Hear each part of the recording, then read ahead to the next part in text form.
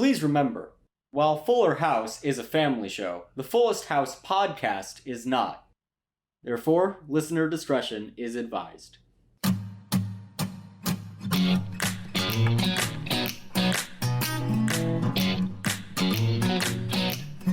All right, everybody, welcome to the Fullest House podcast, where our level of professionalism lies somewhere between Coachella and a second grade trombone recital. I'm Harrison Bloom. I'm Zach Horowitz. And I'm Mark Greene. So I think this one was a refreshing breath of fresh air after the insanity that the last episode was. It really was. Last episode was rough. Yeah. But this one felt pretty good. It was. Pretty good. This had some bits that I liked. Yeah, it had some actually really good bits, and we approve. Yeah, I have my criticisms as well. Mm-hmm. I'm not gonna lie. There are some things that I'm going to take issue with. Ooh. So That's right. just telegraphing that now for anyone concerned that Foreshadowing. I was gonna be too positive. Let's move on. So we start with Max sucking at trombone. The name of this episode is Mad Max, which he definitely does go mad. Yeah. In this episode. Yeah, that's a fun name to title the episode. He's bad at trombone, and Stephanie is trying to help him.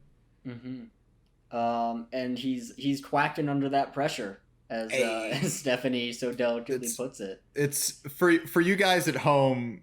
That was a great joke because Max is playing Old MacDonald has a farm, and Stephanie is prompting him with a quack quack here, a quack quack there. Oh, it's so brilliant! And that was a wonderful play on words. It's so good. It was a great pun. Yeah. Mm-hmm. Stephanie really has a way with words in this episode. Stephanie, even though the title of the episode is Mad Max and the struggle of do I have the confidence to play trombone is Max's, a lot of this episode is about Stephanie. Yeah. Yeah. Yeah, I would say she's definitely the main character of this. Yeah, which is weird because, again, the episode is tailed after Max, but basically it starts off, Max is practicing trombone for his big second grade recital. It's the biggest moment of his entire life, clearly. And he's feeling not very confident. He's getting some stage fright, and Stephanie decides to give him her magic scarf. Ooh. Zach, I was going to say, for those of you who can't see, Zach is doing air quotes, but he wasn't. He was just I was waving my fingers like magic. Because it's magic. It's magic. It's magic. But it is air quotes magic scarf, because we're not breaking the world of Fuller House. We're not introducing magic. Although how great would that be? It would be. I feel like most shows would be better with magic. If partway through season 1, it's a magical show. Well, you have told me that Santa does exist in the world of Full House. That's right. Santa does exist in Full House. There's a Christmas special in Full House where it's heavily implied, if not outright stated, that Santa Claus visits them in an airport and fixes their ruined Christmas.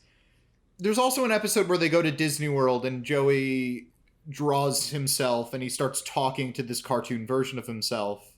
And, when someone else comes along, it's not talking anymore, but then he looks back and it winks at him.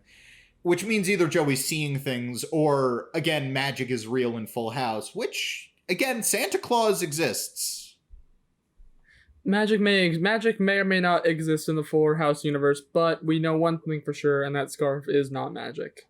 That is true.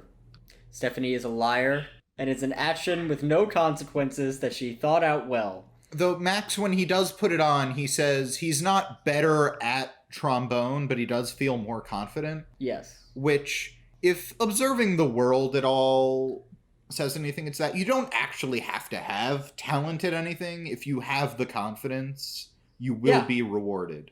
Yes. Yeah. So, maybe he isn't great at trombone, but as a white man with confidence, Max can go places. Oh, fuck yeah.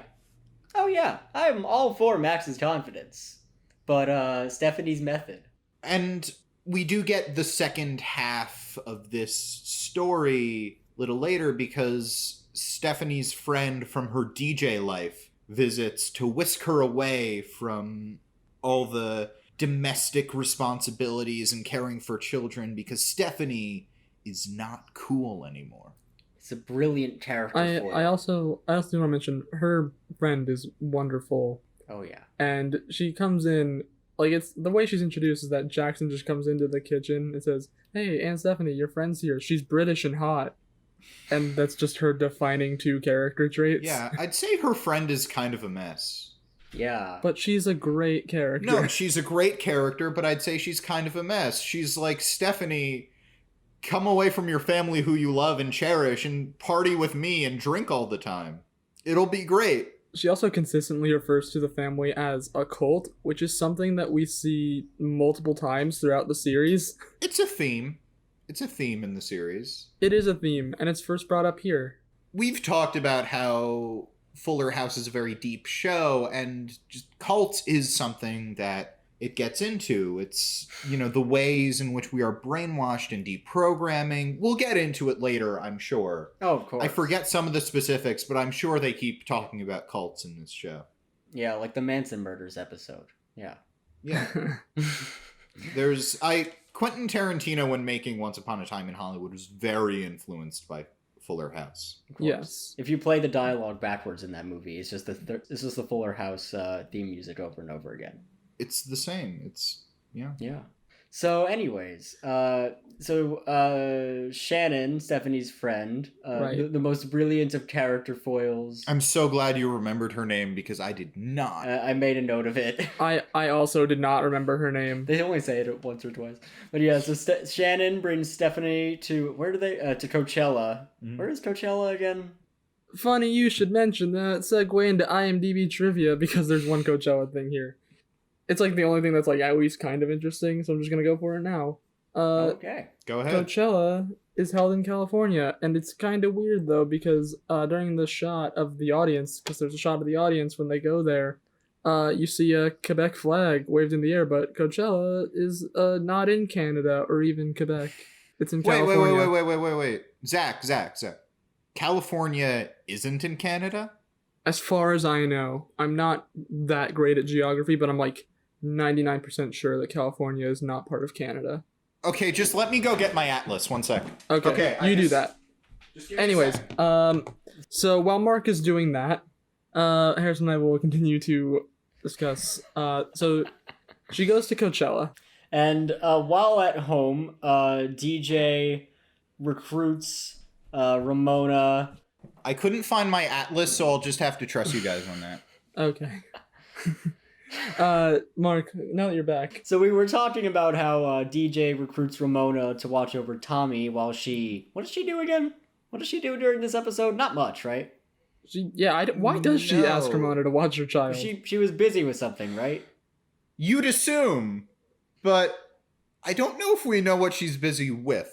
Yeah. I mean, her plot this episode is that Kimmy is trying to set her up on a bunch of dating websites. Yeah, but she's not expecting the date. But exactly. We should talk about that. Yeah. Kimmy has signed DJ up on a bunch of dating websites. Including Gluten-Free Soccer Moms, the best dating site ever. I mean, I tried Tinder, but Gluten-Free Soccer Moms is where I really found success. I haven't really gotten any dates on Gluten-Free Soccer Moms, but there are some nice people there. Mm-hmm. Yeah. It's at least a place you can make friends. Yeah. And talk about gluten-free cookies. Yeah.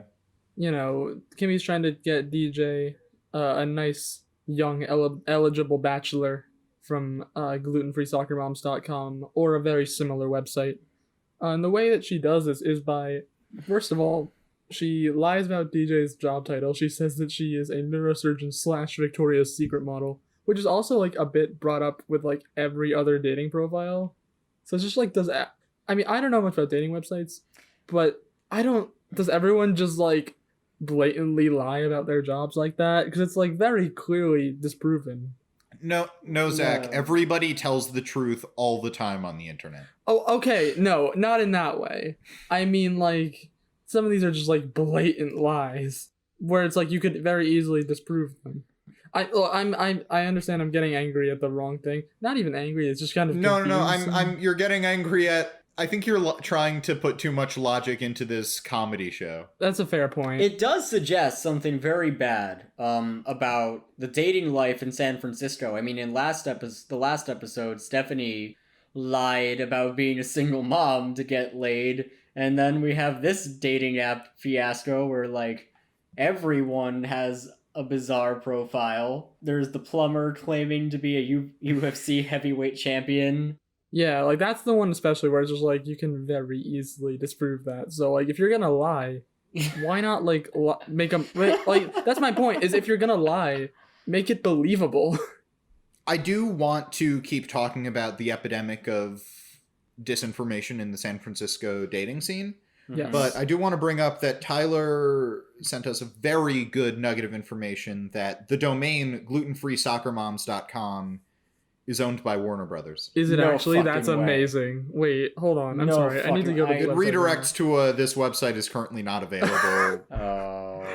Yeah, I just clicked on it, and Mark is right. It did link to this website is currently not available. I wouldn't lie to you, Zach. What am I? Someone trying to go on dates in San Francisco? Well, I clicked it, and then you were saying it as I clicked it. I just really wanted to see where it went, and then you said it, and then it went there. That was a good one, Mark. That was a good one, Mark. Thank you. I just had the joke about dating in San Francisco. Yeah, that's Mark for you. He's San Francisco's most eligible bachelor, ladies. If you're in the San Francisco area, Mark's here for you. Yeah, hit me up. You can find him on glutenfreesoccermoms.com.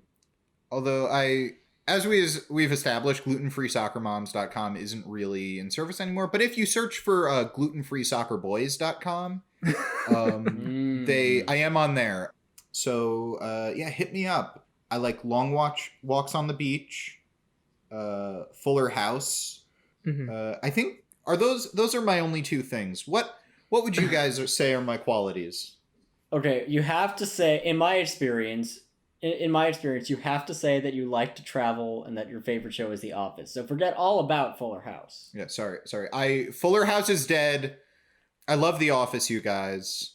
Michael Scott, am I right? I know, right? Make sure that in your profile you have a picture of you holding up a fish. For some reason, that's a thing that guys do on dating apps. I don't know why. But where am I gonna get a fish? All right, Harrison, one of us is going to need to buy a fish costume for the good of Mark's dating Yeah, life. because that's the biggest fish. I need the biggest fish to impress the ladies. Yeah. So, Harrison, which one of us is going to be the fish? Yeah, that's gonna be... It's like we can reenact a whole fight. Like, I will wrestle the fish to the ground to show that I'm a macho man. I'm an alpha. Yes. You Yes. That guys. sounds awesome. To make it more impressive, Zach, you should do it because you're taller, so it'll make Mark look like he's wrestling a giant fish, like the old man in the sea. That is true. I am the tall It's true. Yeah, we've decided. one. I'll do it. I'll do it for my good friend Mark and for the good of his dating life. Yeah, Zach, how's next Saturday for you? I'll have to. I might be able to squeeze you in. I think I have a pretty busy schedule. I think we're recording this. Not now. Not this episode, but yeah. I'll probably be able to squeeze you in at some point during the day. Yeah. We'll talk. My people will get in contact with your people. Oh, I just realized we can't do that. Social distancing. Ah, damn it. What if the fish is wearing a mask? Oh, that's right. Yeah, I was gonna say that was the only reason we shouldn't do that, but yeah, if we wear masks. Oh, yeah. it was Oh, fine. yeah, of course. It's basically a hazmat suit anyways. Giant fish costume. Exactly. Yeah, so DJ has something going on, but we're not sure because when a date does show up for her, she's not aware of it. Mm-hmm. Yes, and that leads to quite possibly a very good classic sitcom misunderstanding. The best exchange yet in the show. Yeah. So, Mark, you wrote these down, right? I wrote down the lines because so we said Ramona takes care of Tommy, and Ramona ends up clogging the toilet with a dirty diaper, so they call a plumber. Mm-hmm. And DJ thinks that this guy who's shown up is the plumber when really he's a date for her. So, So was a Navy SEAL / romance novel. author. Novelist, yes. Yeah. Also, Kimmy yes. is also revealed in this episode that Kimmy she's very good at guessing how much men weigh, which is first Mhm. shown Yeah. on this guy, Tyler. She's very good at picking up guys. Yeah. Not our editor, Tyler. Not our editor, Tyler. That's a very important distinction we need to make. This Tyler is not actually our editor, Tyler. That would be weird. That would be weird if he was in the show. It would be very weird if he was in the show and didn't tell us. I'd be very angry that he didn't tell us. Yeah. But DJ says to him, quote, "So are you ready to get started?" Mm-hmm. I think he says something, and he has a reply, but she then says, "Let's go upstairs." He asks, "Don't you want to talk first?" And she says, "I don't need conversation. I just need a man to get to work on my pipes." Hot damn. It's very good. They did it well. Those are very good innuendos. It's a classic misunderstanding. It's very classic farce. And they keep going. It's not bad. Yeah. Even when they keep going, it's still not that bad. It keeps going for like several minutes. She says to him, "I wish I could do it myself. Unfortunately, I need help." Then they go upstairs.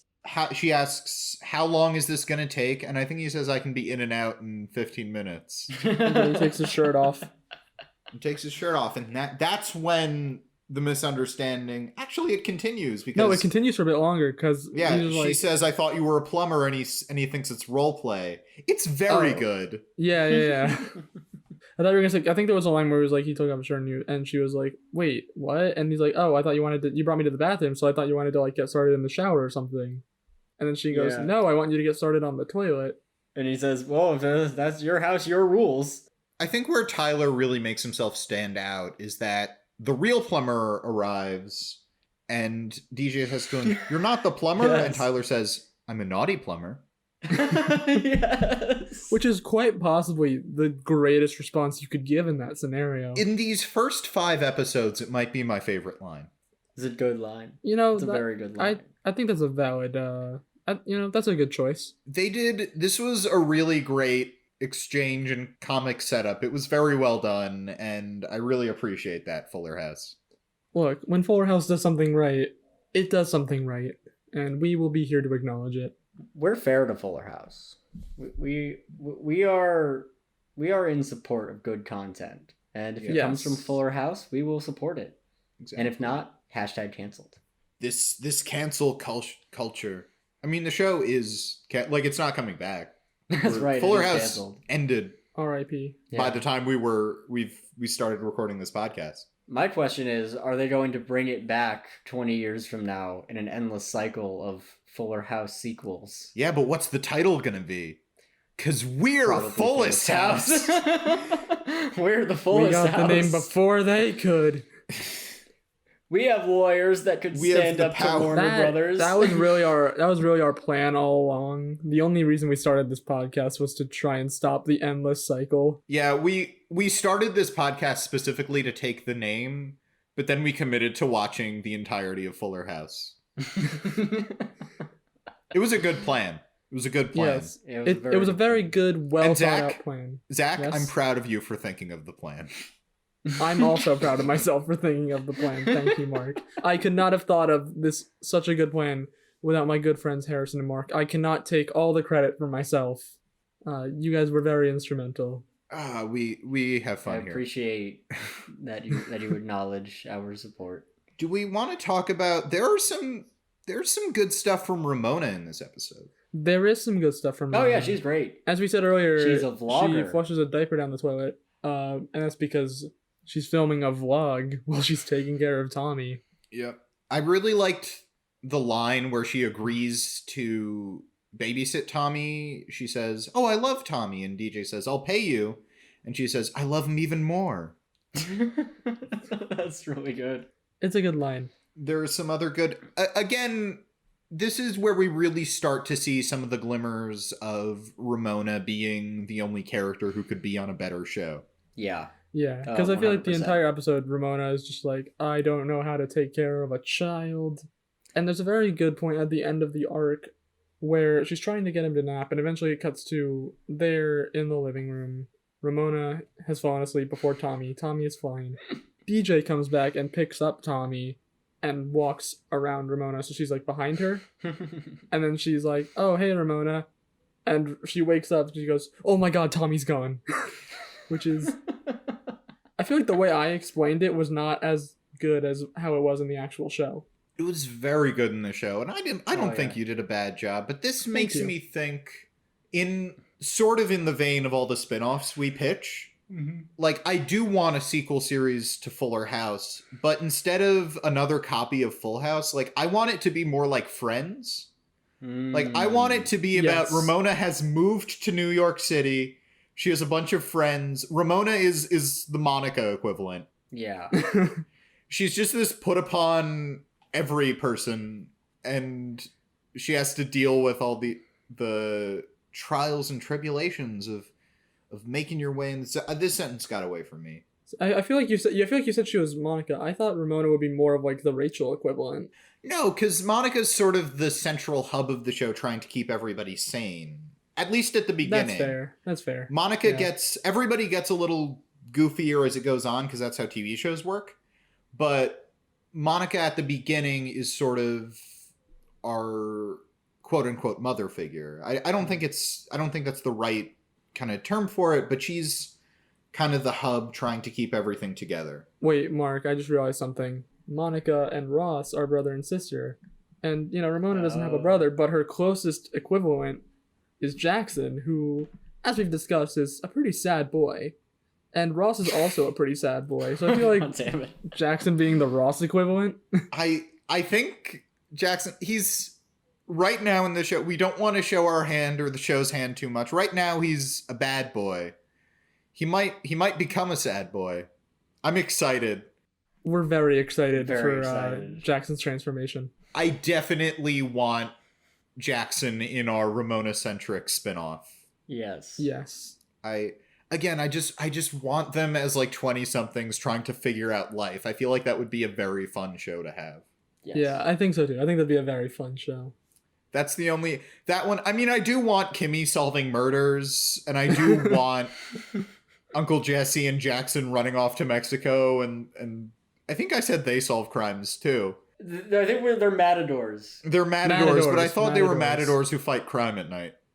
Well, they definitely should fight crime. They can fight crime. They fight bulls and also crime. Yeah. But if I'm genuine, the spinoff that I truly do want is a more grown-up Ramona trying to make her way in life. I feel like that would be a fun show. Yeah. Because anytime they cut to the children, it's always great. Yeah. Like, they have much better drama, and it feels like they actually get into hijinks. They have good chemistry. Yeah, if this isn't obvious enough to you, the viewer, we prefer the child characters in the show a lot more than, like, the main three. That was one of my complaints with this episode, because, like we said, Stephanie is the protagonist of this episode, and there's some good stuff in there with her having to decide between her DJ life and the family, and it is set up and it is paid off. But a part of me thought, like, I want this to be Max's episode. I know why it's Stephanie's episode. It's because we know her from Full House. Remember Full House? It's something about, like, the end of the episode. If we're skipping around, can we skip around? Is it okay if I... It's our show. Let's do it. Yeah. Stephanie has gone to DJ at Coachella, and because she's away, Max can't have her magic scarf. So Max is beside himself. He doesn't know what to do. He's freaking out. And they call Stephanie, and Stephanie boosts Max's confidence by playing video of him playing the trombone to a massive crowd at Coachella. And we'll get into that, too. Yeah. But it's a very weird resolution. The thing is that that's kind of the resolution of the arc, and I was sitting, and we have a couple moments where Steph goes, I should call to see how Max's recital went.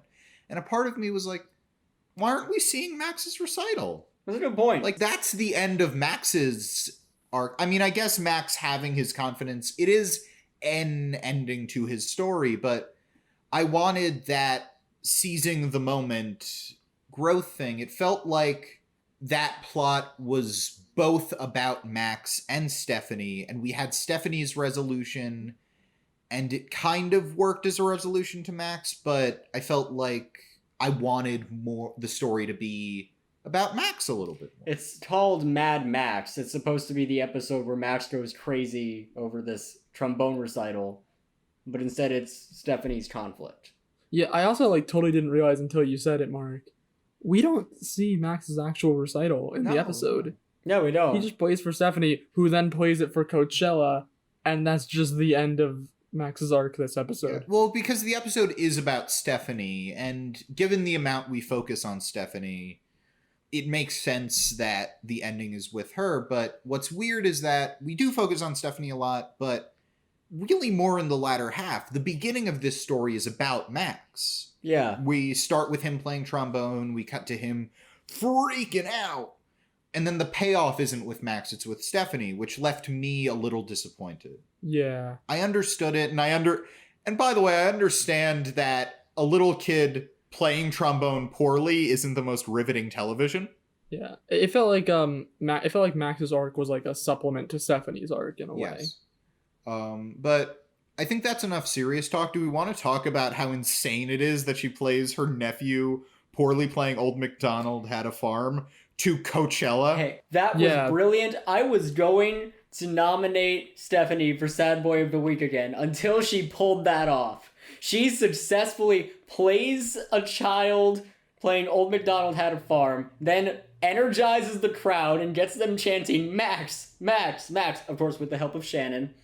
And then she takes over the show again and she kills it with 5 seconds of preparation.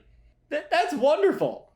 Yeah, it's very weird to me how within 5 seconds she was able to make a remix of Max playing Old MacDonald, complete with visuals and everything. That did happen, and that was very weird. It's how did you manage to... How did you record the FaceTime and then transfer it... and then animate stuff over it? Well, I actually have two theories. Uh-huh. One, she's just a tech wizard. Or two, like we brought up earlier, actual magic. Yes. The magic scarf was a setup. It only supports the theory. And that's the payoff. I'm going to say, why not both? Because you said she's a tech wizard, which I think also implies magic. She's a technomancer. Aw, it's like paperback fiction in the 80s through 90s. I also do want to bring up, I don't think we mentioned this earlier, that Stephanie is just originally there to just be at Coachella until she's backstage and she finds out that the headliner, DJ Unbreakable, is broken. He breaks his arm. He broke his arm, yeah. So they're like, oh, we got no one to go on. Wait a minute, Stephanie's here. It's DJ Tanner. But not actually DJ Tanner. That's right. It's DJ Tanner. Yes. I do like how when Stephanie does stop all the music to say, hey, everybody, I'm going to play this video of my nephew. Mm-hmm. The only person who's into it is her friend from earlier, who is cheering her heart out, and everybody else is like, what? Which, the vibe I got there was that her friend is very drunk. Yes, probably. I was going to say cocaine, but yes, drunk. Yes. That's also a possibility. I think drunk, because it's but I think it's actually very sweet when I think about it. Oh, it's very sweet. Because the episode starts out with her, what was her name again, Harrison? You had it written down. Shannon. I don't know how I remembered this. I just got it in my head because I knew we were going to talk about her. She starts out saying, you're turning into this horrible person, Stephanie. You have to get away from these people. Your nephews aren't cool. And then she comes out in full support of Max. And I think that's really beautiful. It is nice. She returns to the cult. She gets prematurely, might I add. We have another. Stephanie leaves the cult. Shannon is indoctrinated. They end up going to hang out with some dude who invented an emoji. Mm-hmm. That's about it. And then Stephanie's just like, you know what? No, I don't want to hang out with the guy who made an emoji. I want to listen to my nephew's recital. They're flying to Italy, and she asks them to turn the plane around. Which is not how flights work. Yeah, and we don't see this. We're told it. Yep. Which, I mean, you only have so much time, but show don't tell. Yeah, it's not the worst sin. But yeah, no, that's not the worst sin. But now that I'm thinking about it, maybe the emotion would have landed a little bit more if we had the scene of her. Stephanie. Yeah. Yeah, I think so as well. Are there any other major plot points we wanted to talk about? Oh, wait, yes we do. Yes we do. Oh, what did I forget? Well, I want to tell the story from Tyler's perspective. To our editor Tyler, we were watching. Well, before we get there, do we want to talk about the hypnosis scene? Yes, let's do that first. Let's do that first. Keep it light. Yeah. There's a scene where Ramona is trying to get Tommy to sleep, and so she's trying to hypnotize him. And it's very good because Kimmy comes in and says, "Ramona, don't you know hypnosis doesn't work? That guy tried to hypnotize me once," and Ramona says, "Rowboat? No, houseboat."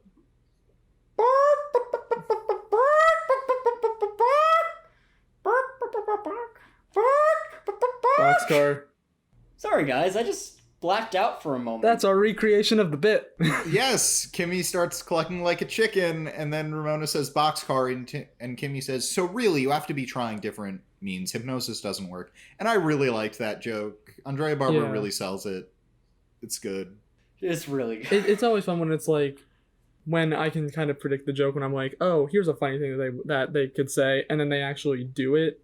Because like, when Kimmy was saying that, I'm just like, oh, I want Ramona to just like say some random word and have Kimmy go into some hypnosis trance, and that's exactly how it went down. It's the immediate turn back to regular speak that did it for me. Yeah, the immediate turn back is also done very well. But I'm sorry I interrupted you, Harrison. Let's talk about the ending of this episode.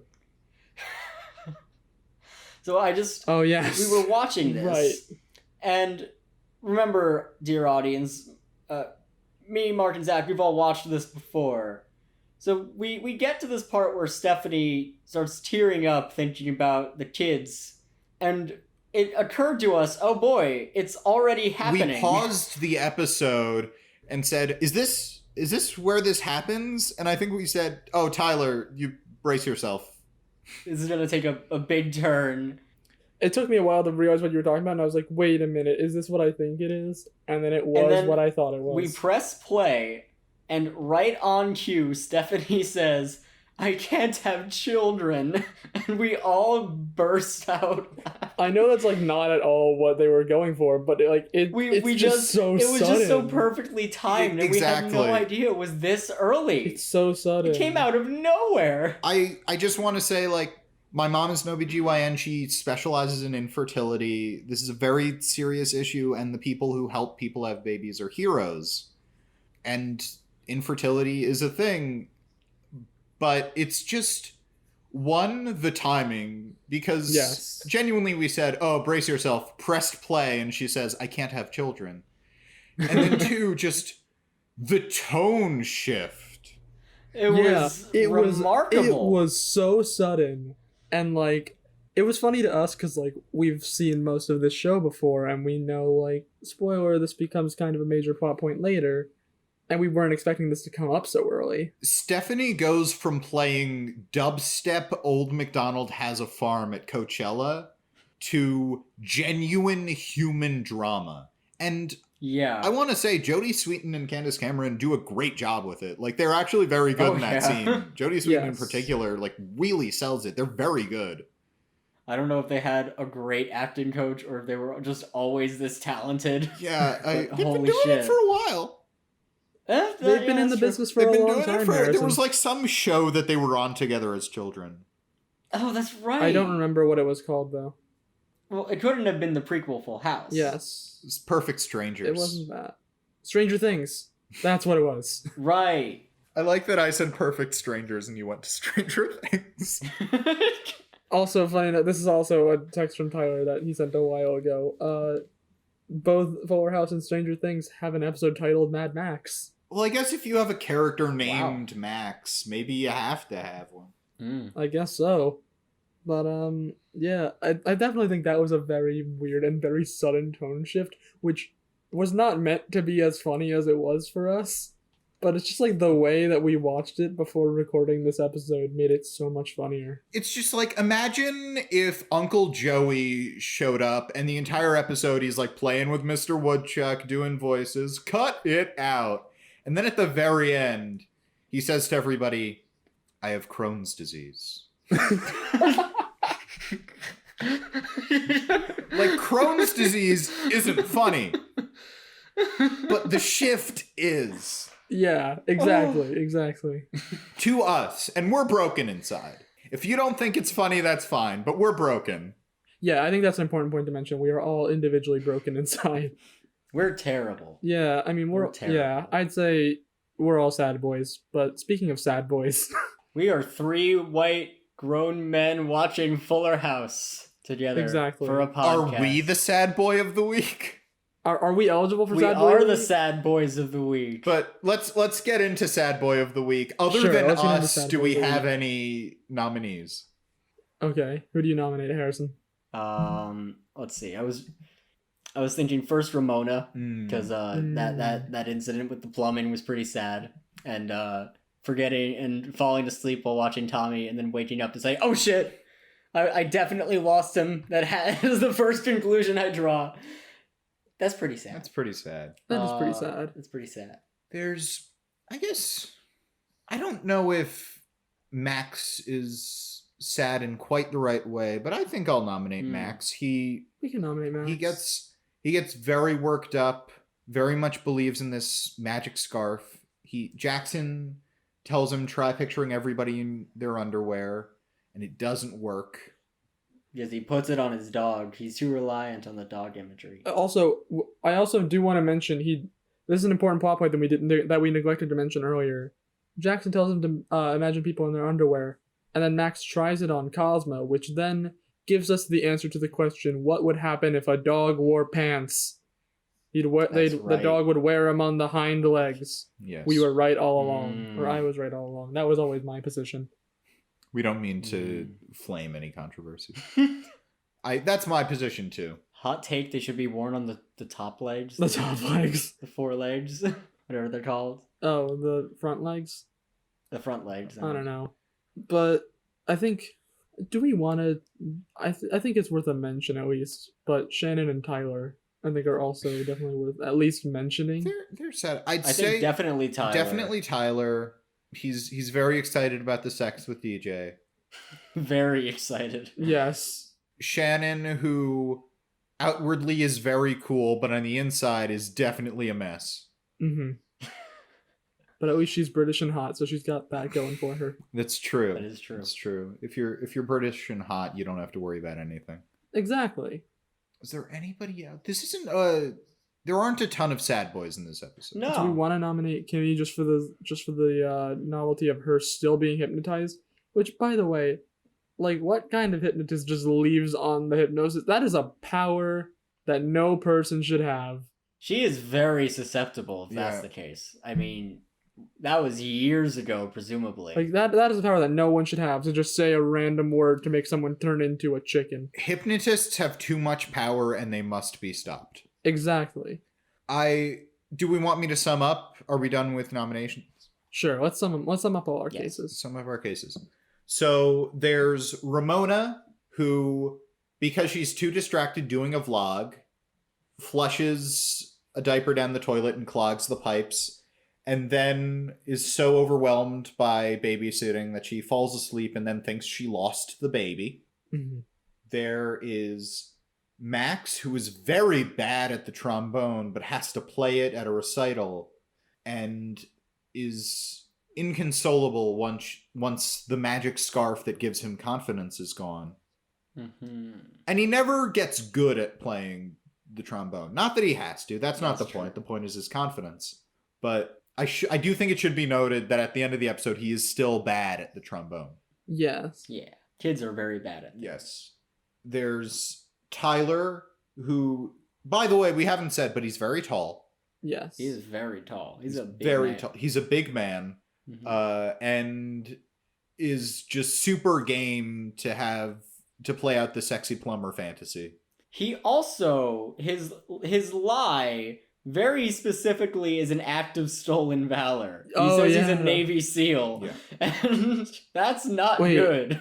Do we also want to nominate 70 for the very sudden tonal shift? I think that's too mean. I was That's going to say I too don't want to mean. nominate Stephanie this episode. Yeah. In my mind, I'm like, that might be a little bit too mean. I don't know. No, the tonal shift is the show's fault. I'm not nominating Stephanie for the fact that she can't have children.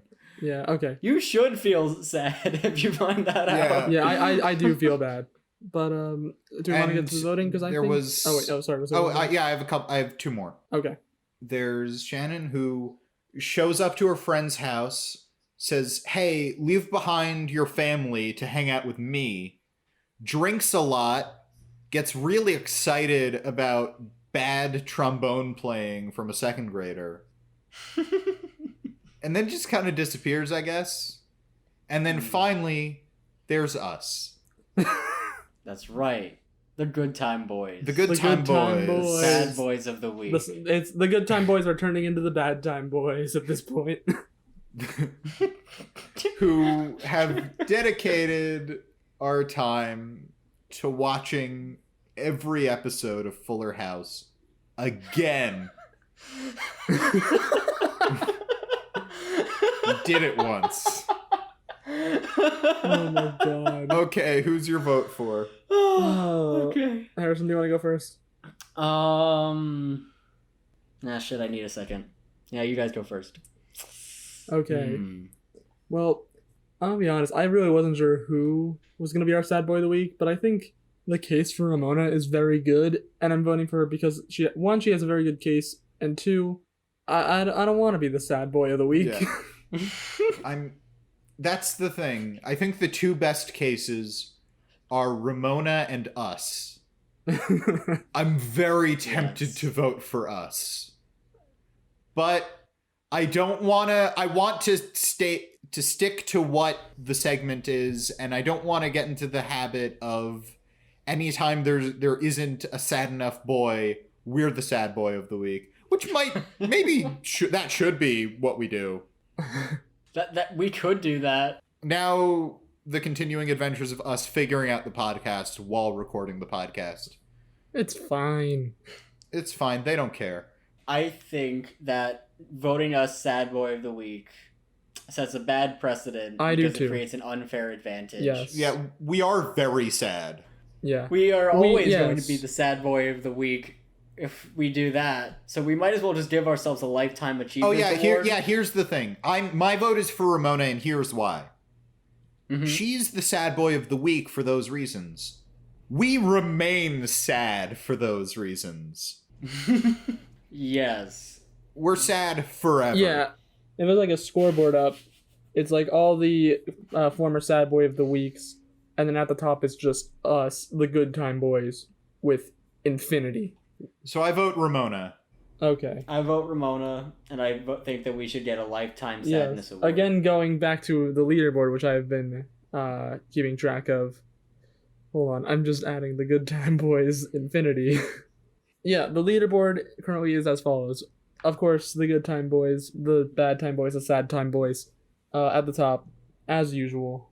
Stephanie is our current leader for actual contenders, followed by Steve Macy Gray, which is still a really weird sentence to say, and our newest addition to the leaderboard, Ramona. Yay! Woo! Yeah, Ramona! Ramona! Congratulations, you officially joined the ranks of the I was gonna say of the best, but I don't know if that's the saddest.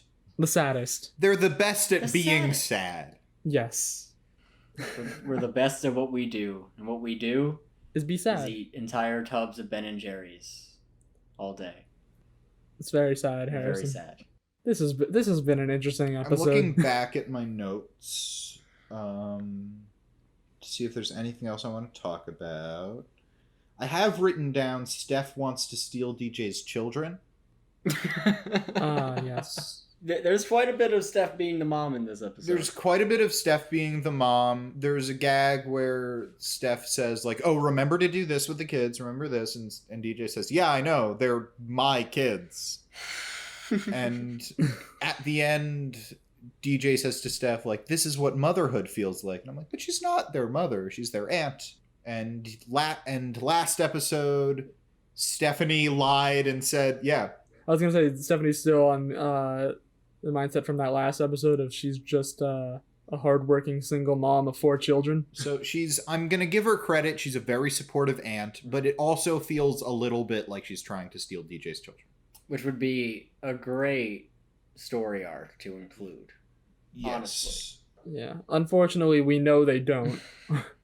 But they should have. Just wanted to point out the detail of one of the greetings in Ramona's vlog. She says hola, she says hi, and she says shalom, which I appreciated. Yeah, as 3 Jewish guys, we do appreciate the representation. Yes. It's nice. It felt very, very inclusive. Yeah. Fuller House is an inclusive environment. Mm-hmm. Exactly. As is the Fullest House. As is the Fullest House, yes. I did want to make a note. So Tommy poops his diaper and Ramona has to change it. We talked about all that. But every episode has a joke about stinky things. Yeah. Every episode has an uh-oh stinky. Every episode has an uh-oh stinky. It's a weird pattern. Kimmy's feet. Baby's diaper. Skunk. Baby's diaper again. Oh, okay. I was gonna say if it was just with the baby, but no, you're right. There is like some kind of stink in every episode, and it all started with Kimmy's feet. Yeah, you're right. The show falls back on stinky feet a lot, or not stinky feet. Falls back on stinky. Stinky baby, most often. It's a weird pattern, and they're writing themselves into a corner. They can never top it if they constantly talk about stinky things. Yeah, I mean, stinky things are just so funny, you know? Yeah. And now they got us talking about stinky things. Ugh. Ew, stinky. How did Stephanie hear her phone over the music and crowd at Coachella? That's a fair point. My guess is that it was probably on, like, vibrate. But then she couldn't hear it. It was plugged in on, like, her DJ board or whatever. Well, I mean, you can see your phone, and you can see if someone's calling. Yeah, you. I mean, I assume she saw, but I just wanted to bring it up. I have a note. Things happen. Nobody wants anything ever, which is maybe a little unfair in this episode. Max wants to succeed in playing the trombone. Ramona wants to successfully babysit someone. There's no deeper character thing with Stephanie wants children. No, but I mean a want motivating the story. I'm kidding. I know. I'm kidding. Yeah. Are we bad people for making fun of Stephanie this much? Are we bad people? Well, I don't think we're making fun of her not being able to have children. We're making fun of Stephanie a lot, but she's our current sad boy leader. She is. She is our current sad boy leader, if you don't count us. Which I don't. There's a lot of, in the Fuller House tradition, there's a lot of things happening, but it's not super motivated by character. I'd say the most, like, character wants or needs a thing and it sets out to obtain it or reach their goal is Max and the trombone stuff. Mm-hmm. Yeah. Yeah, I agree. Stephanie has her thing going on, and it's the question of who will she choose, but it's also kind of a complication for Max's thing. Ramona was given a job, but like I did have the thought of maybe if she had to like prove something, like prove that I can take care of the baby, that would kind of tie it together a little more. The show has bones there. It has decent bones. It could be a good show. I didn't hate this episode, but I just wanted to throw those things out there. It's a problem. Yeah. And it makes the pacing feel off because you get halfway through the episode and you're like, not much story-wise. It doesn't feel like much story-wise has gone on, but a lot has happened. Mm-hmm. Yeah. It definitely becomes a theme. And yeah, it didn't occur to me until after you said it that Max is really the only one who wants something in this episode. Yeah. Like, we couldn't even think of what DJ was doing. Yeah. Like, even in the background. You're totally right. I guess Stephanie, quote unquote, wants to escape from the family in this, but it's like, it's not really motivating, like, I'm gonna do that. Or it's not, she sort of goes off and just has her adventure. It's not so bad in this episode, but I think it is a running thing in this show, and I wanted to bring it up. So, with that, do we want to wrap up? I think we can wrap up. I think so. I think it's time to wrap it up. All right, then. Well, then this was great. Thank you, everybody, for listening. I'm Harrison Bloom. I'm Zach Horowitz. I'm Mark Greene. If you want to find us on social media, we're at Fullest House Pod on Twitter and Instagram, and we're Fullest House Pod on Facebook. And, till next time, may your houses be fuller, and may you count your chickens before they hatch.